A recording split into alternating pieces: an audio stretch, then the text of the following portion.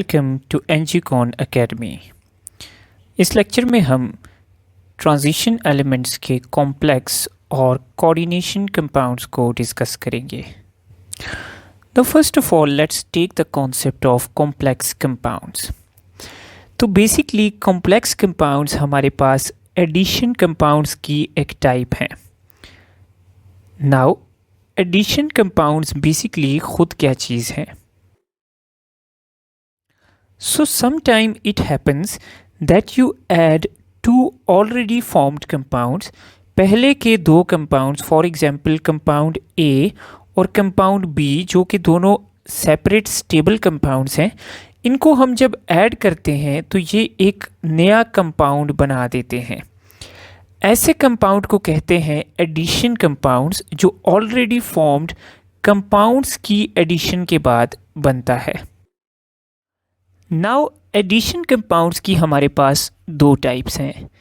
एक है double salt और सेकंड टाइप है हमारे पास कॉम्प्लेक्स या coordination compound. Now let's see कि इन दोनों में क्या डिफरेंस है। Now what is double salt? Let's suppose कि मैंने KCl लिया और इसमें मैंने ऐड कर दिया MgCl2। तो ये दोनों ऐड होके एक एडिशन कंपाउंड बनाएंगे KCl.MgCl2। नाउ इसको मैं डबल सॉल्ट कहूँगा। वाई? अब अगर मैं इस एडिशन कंपाउंड को वाटर में डिसॉल्व करता हूँ तो KCl इंडिपेंडेंटली बिहेव करेगा और MgCl2 इंडिपेंडेंटली बिहेव करेगा। KCl वाटर में जाके स्प्लिट होगा into K plus ion and Cl minus ion, and MgCl2 भी वाटर में स्प्लिट होगा into magnesium ion and chloride ion. तो हुआ क्या कि दो डिफरेंट कंपाउंड्स को ऐड करने से हमारे पास एक कंपाउंड बना, लेकिन उस कंपाउंड की आइडेंटिटी चेंज नहीं हुई। जब हम वाटर में डालेंगे इसको तो हमारे पास KCl, Mg और Cl के आयन्स हमें मिलेंगे, जो ओरिजिनली हमारे पास जिन कंपाउंड से ये कंपाउंड बना है एडिशन कंपाउंड, उन्हीं के आयन्स हैं। सो ऐसे कंपाउंड्स को हम कहते हैं double salts. Now let's see कि what are coordination compounds. Now suppose कि मैंने पोटाशियम साइनाइड लिया और इसमें मैंने आयरन साइनाइड को ऐड कर दिया। सो इन दोनों को ऐड करने से मेरे पास एक एडिशन कंपाउंड बना, जिसको मैं कुछ इस तरह लिखूंगा। नाउ ऐसे एडिशन कंपाउंड को हम कहते हैं कोऑर्डिनेशन कंपाउंड। नाउ अगर मैं इस कोऑर्डिनेशन कंपाउंड को वाटर में डिसॉल्व करूंगा तो मुझे मिलेंगे पोटाशियम के आयन्स, और उसके साथ मुझे आयरन और साइनाइड के आयन्स अलग अलग मिलने की बजाय इनका एक कॉम्प्लेक्स आयन मिलेगा लाइक दिस। सो ये आ जाता है कोऑर्डिनेशन कंपाउंड के वो कंपाउंड जिसमें हमारे पास जिन कंपाउंड से ये फॉर्म हुआ है उनकी आइडेंटिटी लूज हो जाए और नए आयन्स बन जाएं। तो ऐसे कंपाउंड को हम कहते हैं coordination compound. Now I have drawn two complex compounds for you. Now यहाँ पर पोटाशियम पर है पॉजिटिव चार्ज और कॉम्प्लेक्स पार्ट पर है नेगेटिव चार्ज। कोऑर्डिनेशन कंपाउंड का कोऑर्डिनेशन या कॉम्प्लेक्स पार्ट वो होता है जो स्क्वायर ब्रैकेट्स के अंदर लिखा होता है। नाउ यहाँ पे स्क्वायर ब्रैकेट्स के अंदर ये पार्ट है, this part is positively charged and chloride is negatively charged. तो हमारे पास जो कोऑर्डिनेशन वाला पोर्शन है it can either be negatively charged or it can be positively charged. अब हम इसकी डिटेल देखते हैं कि कोऑर्डिनेशन कंपाउंड्स इनको हम क्यों बोलते हैं।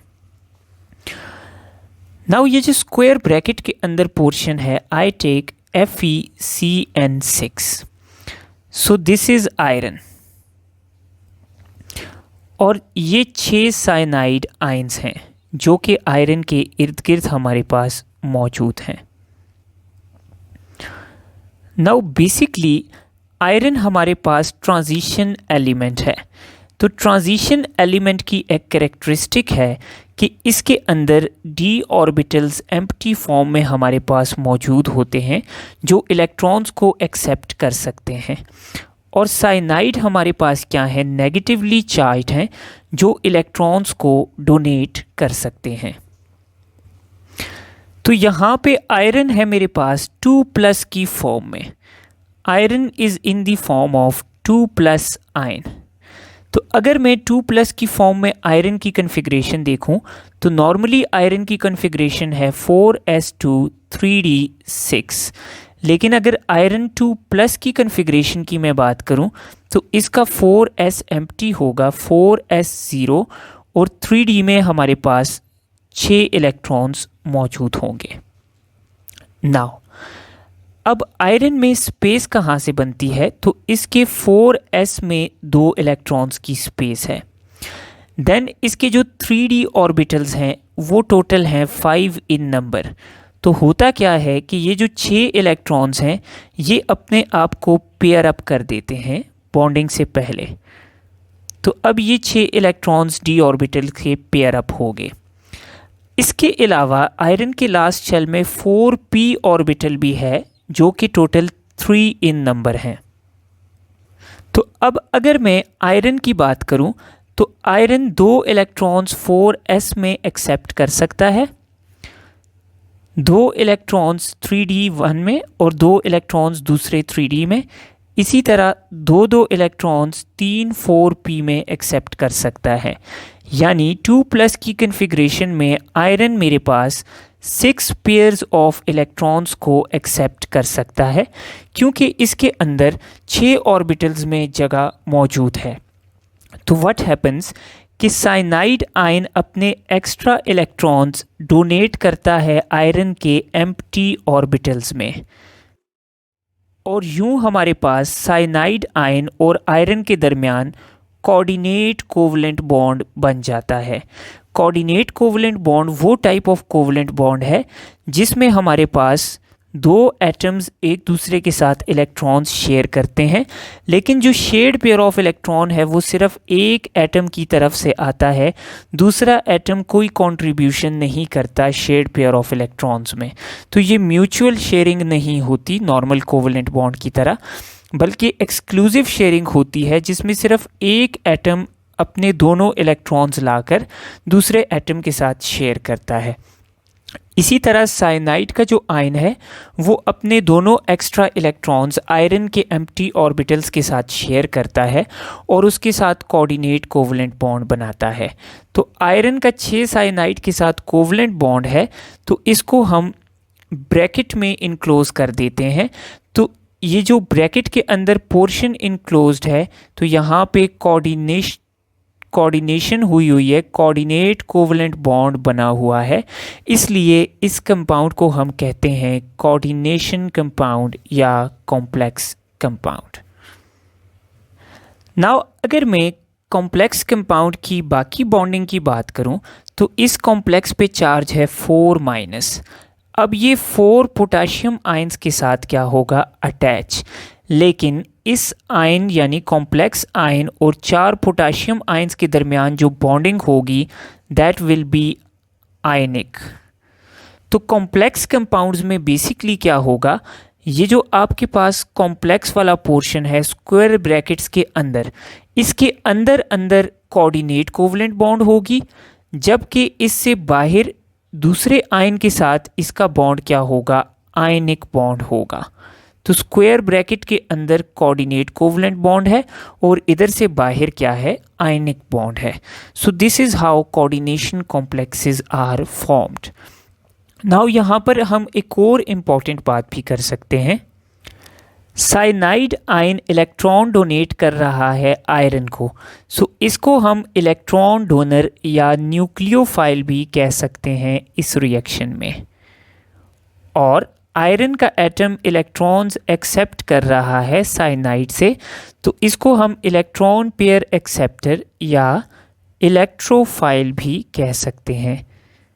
सो कीप इन माइंड कि न्यूक्लियोफाइल और इलेक्ट्रोफाइल के दरमियान जो बॉन्डिंग होती है that is coordinate covalent bonding. Now let's talk about the different components of complex compounds. So the first component is central metal ion. ये वो central ion होता है जिसको आकर बाकी सारे जो substances हैं वो इलेक्ट्रॉन पेयर डोनेट करते हैं। जिस तरह K4FeCN6 में आयरन के एटम को 6 साइनाइड आकर इलेक्ट्रॉन्स डोनेट कर रहे हैं। सो इसमें iron is behaving as central metal ion. Sometimes central metal atom जो है वो न्यूट्रल भी हो सकता है। लाइक अगर मेरे पास कॉपर के साथ 4 अमोनिया अटैच हैं, या मैं कोबाल्ट ले लेता हूँ कॉपर की बजाय, कोबाल्ट के साथ 4 अमोनिया आकर अटैच हो गए और पूरे कॉम्प्लेक्स में इसके अलावा और कुछ भी मौजूद नहीं है। So this will be neutral, इसकी ऑक्सीडेशन स्टेट 0 होगी। तो आपके पास ट्रांजिशन एलिमेंट का न्यूट्रल एटम या कोई भी आयन बिहेव कर सकता है ऐसा सेंट्रल मेटल एटम जिसके इर्द गिर्द डिफरेंट सब्सटेंसेस आकर अपने इलेक्ट्रॉन पेयर्स को डोनेट कर सकते हैं। Now second component of complex compound is a ligand. Ligand क्या होता है? लाइगेंड वो आयन या वो मॉलिक्यूल होता है like this is ion and this is a neutral molecule. तो लाइगेंड वो आयन या वो न्यूट्रल मॉलिक्यूल होता है जो सेंट्रल मेटल एटम को अपना इलेक्ट्रॉन पेयर डोनेट करता है। सो लाइगेंड इज दैट आयन और that molecule which donates its electron pair to the central metal atom. Now ligands can either be negatively charged या ligands हमारे पास न्यूट्रल भी हो सकते हैं। तो अगर मैं नेगेटिवली चार्ज लाइगेंड्स की बात करूं तो cyanide ion is a negatively charge ligand. इसी तरह हेलोजन के जो आयंस हैं X minus ions they are also negatively charged ligands. या nitronium ion is also nitro ion is also a negatively charged ligand. इसको हम नाइट्राइट आयन भी कहते हैं। नाउ न्यूट्रल लाइगेंड्स वो हैं जो न्यूट्रल मॉलिक्यूल्स हैं, लेकिन चूंकि ये इलेक्ट्रॉन पेयर डोनेट करते हैं सेंट्रल मेटल एटम को, तो न्यूट्रल लाइगेंड्स के पास लोन पेयर ऑफ इलेक्ट्रॉन का होना मस्ट है। जिस तरह मेरे पास अमोनिया का मॉलिक्यूल न्यूट्रल है लेकिन इसमें लोन पेयर मौजूद है, इसी तरह वाटर का मॉलिक्यूल न्यूट्रल है लेकिन इसमें लोन पेयर मौजूद हैं। इसी तरह कार्बन मोनोऑक्साइड का मॉलिक्यूल न्यूट्रल है लेकिन इस पे लोन पेयर मौजूद है। तो इस तरह के सब्सटेंसेस जो या तो नेगेटिवली चार्ज्ड हों या तो न्यूट्रल हों लेकिन उनके ऊपर लोन पेयर ऑफ इलेक्ट्रॉन मौजूद हो जो डोनेट कर सकता हो इलेक्ट्रॉन्स को, तो इनको हम लाइगेंड्स में इंक्लूड करते हैं। नाउ यहाँ पर एक और इम्पॉर्टेंट बात, यहाँ पे हमने जितने लाइगेंड्स देखे like cyanide ion, like X minus, like NH3 या वाटर की भी स्पेसिफिकली एग्जाम्पल लूँ, वाटर के पास 2 लोन पेयर्स हैं लेकिन डोनेटेबल सिर्फ 1 है। तो ये जितने भी हमने लाइगेंड्स देखे हैं ये सिर्फ सेंट्रल मेटल एटम को 1 लोन पेयर यानी 1 इलेक्ट्रॉन पेयर डोनेट करते हैं। वाटर के पास 2 लोन पेयर्स हैं लेकिन डोनेट ये 1 ही करता है। तो वो लाइगेंड्स जो सेंट्रल मेटल एटम को सिर्फ 1 इलेक्ट्रॉन पेयर डोनेट करते हैं उनको हम कहते हैं मोनोडेंटेट लाइगेंड्स। नाउ मोनोडेंटेट के अलावा कुछ लाइगेंड्स ऐसे भी हैं जो दो या दो से ज़्यादा electron pairs central metal atom को डोनेट कर सकते हैं। फॉर एग्जांपल मैं बात करूं ऑक्जिलेट आयन की, so this is oxalate ion. तो ऑक्जिलेट आयन में दो नेगेटिवली चार्ज ऑक्सीजन्स हैं, तो ये सेंट्रल मेटल एटम को दो इलेक्ट्रॉन पेयर्स डोनेट कर सकता है। इसी तरह if I talk about ethylene diamine, तो इथाइलीन डायअमाइन में मेरे पास दो नाइट्रोजन के एटम्स हैं जिन पे लोन पेयर्स मौजूद हैं, तो ये भी दो इलेक्ट्रॉन्स डोनेट कर सकता है। तो ऐसे लाइगेंड्स को हम कहते हैं बाइडेंटेट लाइगेंड्स। इसी तरह जो लाइगेंड्स तीन इलेक्ट्रॉन पेयर्स डोनेट करते हैं they are tridentate, tetradentate, even हमारे पास हेक्साडेंटेट लाइगेंड्स भी होते हैं। For example I talk about a compound ethylene diamine tetra acetate EDTA। तो इसमें दो नाइट्रोजन पे लोन पेयर्स हैं 1 एंड 2, तो दो लोन पेयर्स ये यहाँ से डोनेट करता है। देन 4 एसीटेट ग्रुप्स हैं, तो चारों में से एक एक लोन पेयर ऑक्सीजन के ऊपर से ये डोनेट कर सकता है। So this is example of a hexadentate ligand. Now the third important concept is coordination number. Now coordination number क्या है? Coordination number is the number of ligands bonded to central metal atom. Now K4FeCN6 में iron के साथ total 6 ligands bound हैं, तो इसका coordination number आ जाएगा 6। इसी तरह इस कंपाउंड में कॉपर के साथ 4 डिफरेंट लाइगेंड्स बाउंड हैं, तो हमारे पास इसका कोऑर्डिनेशन नंबर आ जाएगा 4। नाउ कीप इन माइंड कि एक सेंट्रल मेटल एटम के साथ एक से ज़्यादा डिफरेंट टाइप के लाइगेंड्स भी बाइंड हो सकते हैं। लाइक यहाँ पर कॉपर के साथ कार्बन मोनोऑक्साइड भी बाउंड है और अमोनिया भी बाउंड है। Now what is a coordination sphere? So पूरे कॉम्प्लेक्स कंपाउंड का वो पोर्शन जिसके अंदर कोऑर्डिनेशन हुई होगी उस पोर्शन को हम कहते हैं कोऑर्डिनेशन स्फीयर। अगर मैं इसको फुल ड्रॉ करूं तो इस पूरे कोऑर्डिनेशन कंपाउंड में यहाँ पर कोऑर्डिनेशन हुई है, बाकी बॉन्डिंग आयनिक है, सो इस पोर्शन को मैं कहूँगा coordination sphere. Now let's see कि हम चार्जेस को कैसे कैलकुलेट करते हैं। सो इसको हम एग्जाम्पल से देखते हैं। We have 4 potassiums and every potassium is 1 plus charge, तो टोटल पोटाशियम पे चार्ज है 4 प्लस। अब अगर पोटाशियम 4 प्लस है तो न्यूट्रल होने के लिए पूरी कोऑर्डिनेशन स्फीयर पे चार्ज होगा 4 minus. Now the compound is neutral. अब अगर हम कोऑर्डिनेशन स्फीयर के अंदर देखें तो साइनाइड आयन के ऊपर चार्ज है -1, और चूंकि हमारे पास 6 साइनाइड हैं तो टोटल चार्ज है -6। अब इसको ओवरऑल -4 बनाने के लिए आयरन पे चार्ज होगा +2। तो यूं हम कोऑर्डिनेशन कंपाउंड के सारे कंपोनेंट्स का चार्ज कैलकुलेट कर सकते हैं। नाउ लेट्स सी, इस कंपाउंड में सल्फेट आयन इज -2 और कोऑर्डिनेशन स्फीयर ओवरऑल हो जाएगी +2। नाउ अमोनिया न्यूट्रल मॉलिक्यूल है तो 4 अमोनिया पे चार्ज होगा 0 due to being neutral. So overall coordination sphere +2 है, तो इसको +2 करने के लिए कॉपर विल बी +2। इसी तरह अगर हम यहाँ पे देखें तो chlorine is -1, so 2 chlorines will be -2।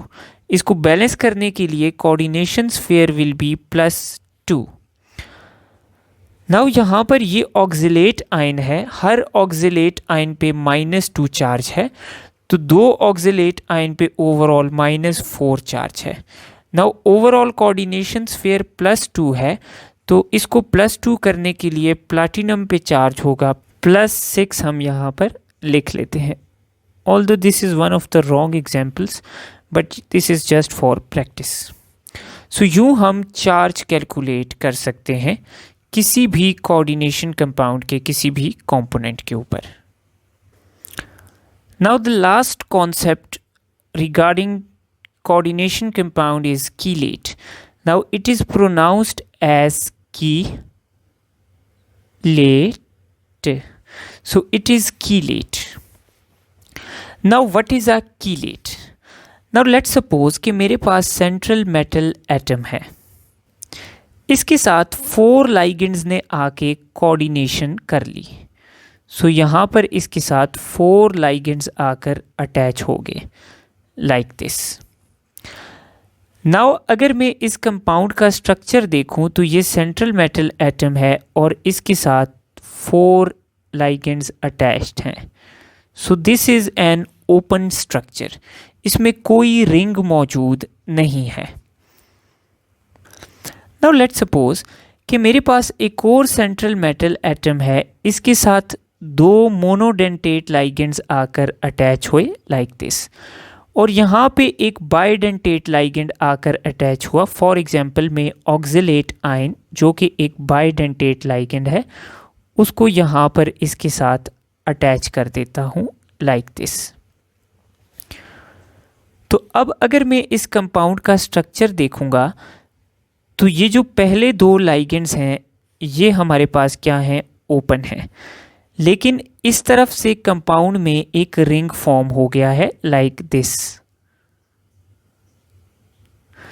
तो अब इस कंपाउंड में यहाँ पर रिंग फॉर्म हो गया है। सो ऐसे कोऑर्डिनेशन कंपाउंड्स जिनमें बाइडेंटेट या उसके ऊपर वाले यानी ट्राई टेट्राहेक्सा यानी पॉलीडेंटेट हम कहते हैं इन सबको, तो जिसमें पॉलीडेंटेट लाइगेंड के आने की वजह से कंपाउंड के अंदर रिंग फॉर्म हो जाए, ऐसे कंपाउंड को हम कहते हैं कीलेट। नाउ एक कंपाउंड में कीलेट के आने की वजह से एक से ज़्यादा रिंग्स भी हो सकते हैं। फॉर एग्जाम्पल डाईऑक्सिलेटो प्लेटिनेट आयन की अगर मैं बात करूं तो platinum metal central metal atom है, इसके साथ 2 ऑक्सिलेट आयंस आकर कोऑर्डिनेट करते हैं लाइक दिस। ये एक तरफ से, इसी तरह दूसरा ऑक्सिलेट आयन दूसरी तरफ से आकर इसके साथ कोऑर्डिनेट करता है। तो नाउ अगर इस कंपाउंड को हम देखें तो इस कंपाउंड में हमारे पास 2 रिंग्स फॉर्म हो गए हैं। ये कंपाउंड हमें कुछ ऐसा नज़र आएगा, इसमें 2 रिंग्स फॉर्म हो गए हैं। सो कीलेट में एक से ज़्यादा रिंग भी हो सकते हैं। नाउ वाई कीलेट्स आर इम्पॉर्टेंट और इनको हम डिफरेंटली क्यों ट्रीट करते हैं, क्योंकि वो कंपाउंड्स जिनमें रिंग बन जाए यानी कीलेट्स, ये नॉर्मल कोऑर्डिनेशन कंपाउंड से थोड़े से ज़्यादा स्टेबल होते हैं। So this is all about complex and coordination compounds.